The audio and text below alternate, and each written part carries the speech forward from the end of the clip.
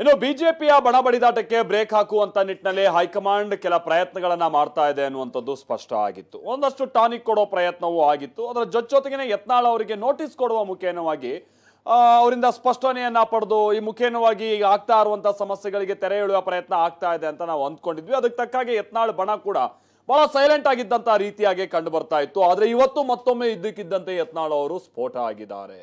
ವಿಜಯೇಂದ್ರ ವಿರುದ್ಧವಾಗಿ ಕಿಡಿಕಾರಿದ್ದಾರೆ.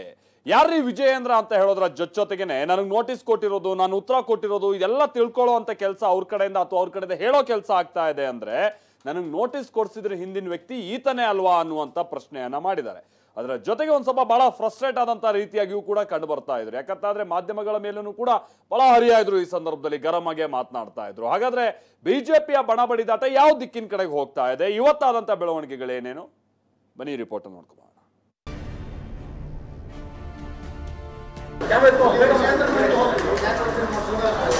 ಸುಮ್ಮನೆ ಯಾಕೆ ಅಲ್ಲಿ ವಿಜಯೇಂದ್ರ ಹೋಗಿ ಕೇಳಿದ್ರೆ ಆಯ್ತು ಸರ್, ಆಯ್ತು ಮಾತಾಡೋ ಅಲ್ಲಿ ಹೋಗಿ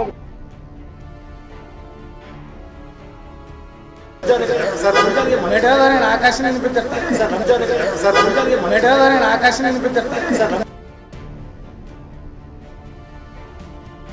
ಹೀಗೆ ಮಾಧ್ಯಮಗಳನ್ನ ಕಂಡೊಡನೆ ಯತ್ನಾಳ್ ಮೈ ಮೇಲೆ ಚೇಳು ಬಿಟ್ಟವರಂತ ಆಡ್ತಿದ್ದಾರೆ. ಎಲ್ಲಾ ಮಾಧ್ಯಮಗಳು ಒಂದೇ ಅಂತ ಕಂಬಳಿ ಹುಳ ಹೊಕ್ಕವರಂತೆ ಆಡ್ತಿದ್ದಾರೆ. ಬಿಜೆಪಿ ಹೈಕಮಾಂಡ್ ನೋಟಿಸ್ ಕೊಟ್ಟ ವಿಚಾರವನ್ನ ಪ್ರಸಾರ ಮಾಡಿದ್ದಕ್ಕೆ ನಖಶಿಖಾ ಅಂತ ಉರಿದುರಿದು ಹೋಗ್ತಿದ್ದಾರೆ.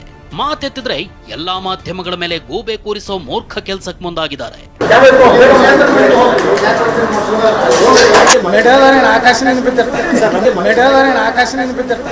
ಸುಮ್ಮನೆ ಯಾಕೆ ಅಲ್ಲಿ ವಿಜಯೇಂದ್ರ ಹೋಗಿ ಕೇಳಿದ್ರೆ ಆಯ್ತು ಸರ್, ಆಯ್ತು ಮಾತಾಡೋ ಅಲ್ಲಿ ಹೋಗಿ. ಮಿಸ್ಟರ್ ಯತ್ನಾಳ್, ಮಾಧ್ಯಮದವರು ಆಕಾಶದಿಂದ ಬಿದ್ದವರು ಅಲ್ಲ, ಪಾತಾಳದಿಂದ ಎದ್ದವರು ಅಲ್ಲ. ನಿಮ್ಮ ಹಾಗೆ ಸಾಮಾನ್ಯ ಮನುಷ್ಯರು.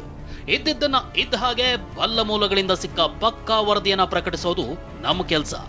ಯತ್ನಾಳ್ಗೆ ನೋಟಿಸ್ ಕೊಟ್ಟ ವಿಚಾರದಲ್ಲೂ ವಿಶ್ವಾಸಾರ್ಹ ಮಾಧ್ಯಮವಾಗಿ TV9 ಮಾಡಿದ್ದು ಅದನ್ನೇ.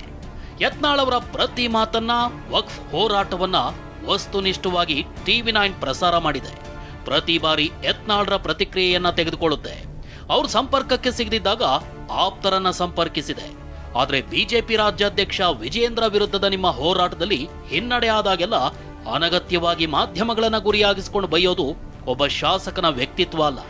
ನಿಮ್ಮ ಹತಾಶೆ, ನೋವು, ಆಕ್ರೋಶ ನಿಮ್ಮ ವಿರೋಧಿಗಳ ವಿರುದ್ಧವಾಗಿರಬೇಕೇ ಹೊರತು ಮಾಧ್ಯಮಗಳ ಮೇಲೆ ಅಲ್ಲ.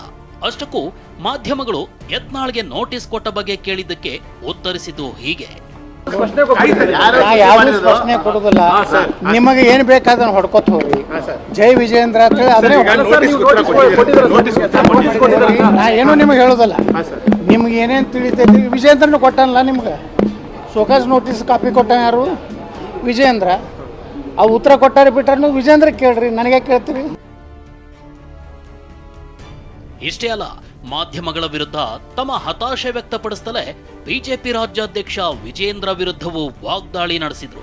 ಈಗ ಸೋಕಾಸ್ ನೋಟಿಸ್ ಬಿಡುಗಡೆ ಮಾಡಿದ ನನಗೆ ಮೇಲಿಗೆ ಬರೋಕ್ಕಿಂತ ಮುಂಚೆನೆ ಮೀಡಿಯಾದಾಗ ಬರ್ತೈತೆ ಅಂದ್ರೆ ವಿಜಯೇಂದ್ರನ ಮಾಡಿರ್ತಾನೆ. ವಿಜಯೇಂದ್ರ ಎಲ್ಲ ಹಲ್ಕ ಕೆಲಸ ಬಿಟ್ಟು ಪಕ್ಷ ಕಟ್ಟೋದು ಕೆಲಸ ಇವೆಲ್ಲ ಸಾರ್ವಜನಿಕ ಏನದು ಸಾಮಾಜಿಕ ಜಾಲತಾಣದ ಬೇಕಾಬಿಟ್ಟಿಯಾಗಿ ಮಾತಾಡ್ಸೋದು. ಉತ್ತರ ಕನ್ನಡ ನಮ್ಮ ಭಾಷೆ ಏನಾರು ಉಪಯೋಗ ಮಾಡಿದ್ವಿ ಅಂದ್ರೆ ಆ ವಿಜಯೇಂದ್ರಲ್ಲ ಅವ್ರ ಅಪ್ಪನೂ ಏನು ಮಾಡ್ಲಿಕ್ಕಾಗ.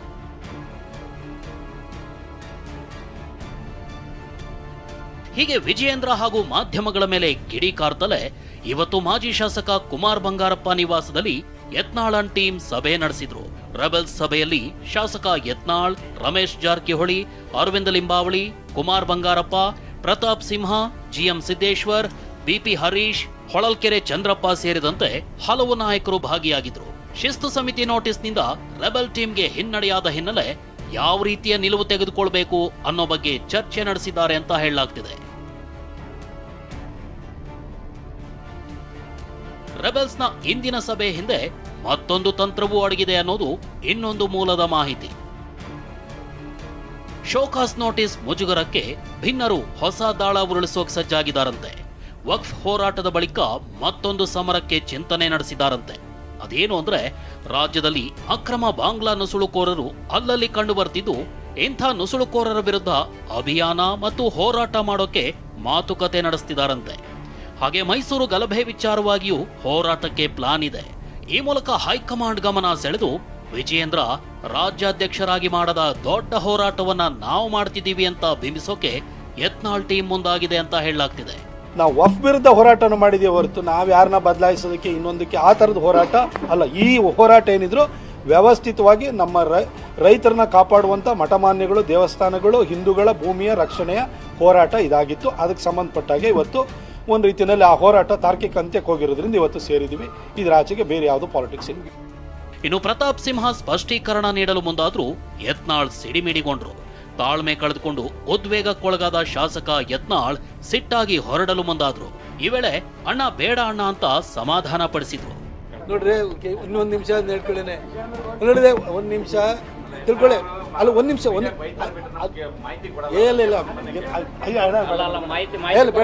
ನೋಡಿ, ಅಣ್ಣ ಬೇಡ, ಅಣ್ಣ ಬೇಡ, ಒಂದು ನಿಮಿಷ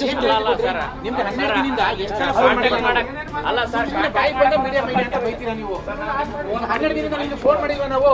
ಎಷ್ಟು ಸಲ ಫೋನ್ ಮಾಡಿಲ್ಲ ನಾವು? ವಾಟ್ಸ್ಆಪ್ ಮಾಡಿದೀವಿ. ನನ್ನ ಮನೆಗಳು ಸುಳ್ಳು ಹೇಳ್ತಾರೆ. ನೀವು ಒಂದ್ಸಲ ಕ್ಲಾರಿಟಿ ಕೊಡ್ಲಿಲ್ಲ, ನಮ್ಮ ಮೇಲೆ ಸುಮ್ಮನೆ ಗೋಬೆ ಕೊಡಿಸ್ತಾ ಇದ್ದೀರಾ. ಯತ್ನಾಳ್ ಮಾತಿಗೆ ಮತ್ತೆ ರಿಯಾಕ್ಟ್ ಮಾಡಿದ ವಿಜಯೇಂದ್ರ, ನಾನವರ ಎಲ್ಲಾ ಆರೋಪಗಳನ್ನ ಪಟ್ಟಿ ಮಾಡ್ಕೊಂಡಿದ್ದೀನಿ, ನಾನ್ ಯಾವುದಕ್ಕೂ ತಲೆ ಕೆಡಿಸ್ಕೊಂಡಿಲ್ಲ ಅಂತ ಕಾಲೆಳೆದಿದ್ದಾರೆ. ಅವ್ರು ಏನೇನು ಆರೋಪಗಳು ಮಾಡ್ತಾರೆ ಎಲ್ಲ ಪಟ್ಟಿ ಮಾಡ್ಕೊಂಡಿದ್ದೀನಿ. ಒಂದೇ ಸಲ ಉತ್ತರ ಕೊಡ್ತೇನೆ. ದಿನನಿತ್ಯ ಇದನ್ನೇ ಮಾಡೋದಕ್ಕಾಗೋದಿಲ್ಲ. ನಾನು ರಾಜ್ಯದ ಅಧ್ಯಕ್ಷನಾಗಿ ಪಕ್ಷ ಸಂಘಟನೆಯಲ್ಲಿ ನಾನು ನಿರತನಾಗಿದ್ದೇನೆ. ದಿನನಿತ್ಯ ಅವರ ಹೇಳಿಕೆಗಳಿಗೆ ನಾವು ಉತ್ತರ ಕೊಡೋದಕ್ಕೆ ಸಾಧ್ಯ ಇಲ್ಲ. ಆಯ್ತಾ? ಅದ್ರ ಏನು ಉತ್ತರ ಕೊಡಬೇಕು ಸಂದರ್ಭ ಬಂದ ನಾನು ಕೊಡ್ತೇನೆ. ಅವ್ರೇನೇ ನನ್ನ ಬಗ್ಗೆ ಪ್ರಶ್ನೆ ಕೇಳಿದ್ರೆ ಅದಕ್ಕೆ ಉತ್ತರ ಕೊಡ್ತೇನೆ. ಯಾವ ಸಂದರ್ಭದಲ್ಲಿ ಉತ್ತರ ಕೊಡ್ಬೇಕು ನಾನು ಕೊಡ್ತೇನೆ. ಅಲ್ಲರಿ, ಅವ್ರು ಹಿರಿಯರಿದ್ದಾರೆ, ಅವ್ರು ಹಿರಿಯರಿದ್ದಾರೆ. ಏಕವಚನದಲ್ಲಿ ಮಾತಾಡಿದಾರೋ ಮತ್ತೊಂದು ಭಾಷೆ ಪ್ರಯೋಗ ಮಾಡಿದ್ರೆ ನಾನು ತಲೆ ಕೆಡಿಸ್ಕೊಳ್ಳೋದಿಲ್ಲ. ನಾನು ರಾಜ್ಯದ ಅಧ್ಯಕ್ಷನಾಗಿ ಮಾಡ್ತಕ್ಕಂಥ ಕೆಲಸ ಬಹಳಷ್ಟಿದೆ. ಈ ವಿಚಾರಗಳಿಗೆ ತಲೆ ಕೆಡಿಸ್ಕೊಳ್ಳೋದಿಲ್ಲ. TV9 ಪ್ರತಿ ಬಾರಿಯೂ ಎರಡೂ ಕಡೆಯ ವಿಚಾರಗಳನ್ನ ಮುಂದಿಡುತ್ತೆ. ಯತ್ನಾಳ್ ಅವರೇ, TV9 ನಿಮ್ಮ ಏಜೆಂಟು ಅಲ್ಲ, ವಿಜಯೇಂದ್ರ ಏಜೆಂಟು ಅಲ್ಲ. ಜನರಿಗೆ ವಾಸ್ತವಾಂಶ ತೋರಿಸೋದಷ್ಟೇ ನಮ್ಮ ಕೆಲಸ. ನಿಮ್ಮ ಸಿಟ್ಟು ಸೆಡವುಗಳಿಗೆ ಎಲ್ಲಾ ಮಾಧ್ಯಮಗಳನ್ನ ಗುರಿಯಾಗಿಸೋದು ಎಷ್ಟರ ಮಟ್ಟಿಗೆ ಸರಿ ಅನ್ನೋದನ್ನ ನೀವೇ ಮನವರಿಕೆ ಮಾಡ್ಕೊಳ್ಳಿ. ಜನಪ್ರತಿನಿಧಿಗಳಾದ ನಿಮಗೆ ನಾಲ್ಗೆ ಮೇಲೆ ಕನಿಷ್ಠ ಹಿಡಿತಾ ಇರಬೇಕಾದ ಅನಿವಾರ್ಯತೆ ಇದೆ. ಹಾಗಂತ ನಿಮಗೆ ಅಗೌರವ ತೋರಿಸೋದು ನಮ್ಮ ಉದ್ದೇಶವಲ್ಲ. ನಿಮ್ಮ ನೀತಿಗೆ ತಕ್ಕ ಪ್ರೀತಿ ನಮ್ಮದು. ಈಗಲೂ ರಾಗ ದ್ವೇಷವಿಲ್ಲದೆ ಜವಾಬ್ದಾರಿಯುತ ಮಾಧ್ಯಮವಾಗಿ ನಿಮ್ಮ ಹೇಳಿಕೆಯನ್ನ ತಿರುಚದೆ ತೋರಿಸಿದೀವಿ. ನೀವಾಡಿದ ಮಾತನ್ನೇ ತೋರಿಸ್ತೀವಿ, ಮುಂದೇನೂ ತೋರಿಸ್ತೀವಿ. ಆದ್ರೆ ನಿಮ್ಮಂತ ಹಿರಿಯರು ಲಯ ತಪ್ಪೋದನ್ನ ನಾವು ನಿರೀಕ್ಷೆ ಮಾಡಲ್ಲ. ಹೀಗಾಗಿ ಜವಾಬ್ದಾರಿಯುತ ಹಿರಿಯ ಶಾಸಕರಾಗಿ ನೀವು ನಿಲುವು ಕೂಡ ಸ್ವೀಕರಿಸುವಂತಿರ್ಲಿ ಅನ್ನೋದಷ್ಟೇ ನಮ್ಮ ಕಳಕಳಿ. Bureau report, TV9.